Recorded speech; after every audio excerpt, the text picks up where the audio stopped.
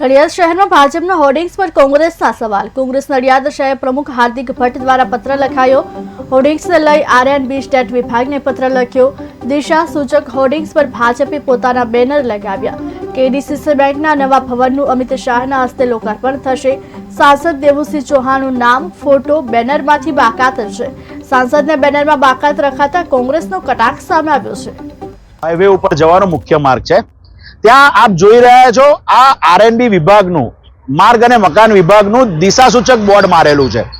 આવા બોર્ડ નડિયાદની ચારે બાજુ મારેલા છે કે જેની ઉપર કયે ગામ જવું હોય અને કેટલા કિલોમીટરનું એવું અંતર લખેલું હોય, પરંતુ આ ભાજપ સરકાર દ્વારા ખેડા જિલ્લામાં નડિયાદ શહેરની ભાજપ દ્વારા અહીંયા પોતાની એડવર્ટાઇઝ પ્રદર્શિત કરતા અને પોતાના પક્ષનું પ્રદર્શન કરતું બોર્ડ મારેલું છે। છેલ્લા 1.5 વર્ષથી આ પ્રવૃત્તિ ચાલુ છે, પરંતુ ભલમન સાહેબથી બોલતા નહોતા, પણ હવે એનું હદ થઈ ગયું છે। સરકાર એનું ભાડું લે છે, ક્યાં તો પછી આરએનબી ના અધિકારી મળે ત્યાં અમની જોડે હોય ને આનું ભાડું લેતા ના હોય, કાં તો કોઈ પણ દબાણથી અધિકારી આ બોર્ડ મારવા દેતા હોય। હવે લોકોને કઈ દિશામાં, બહારગામના લોકોને કઈ દિશામાં જવું એ ખબર ના પડે, એના અનુસંધાનમાં અમે સરકારમાં પત્ર લખ્યો છે કે તાત્કાલિક આ બોર્ડ ઉતારવામાં આવે। પરંતુ હું જાણું છું જ્યાં સુધી 30મી આ ફંક્શન પતશે નહીં ત્યાં સુધી સરકારમાં બેઠેલા સત્તાધિકારી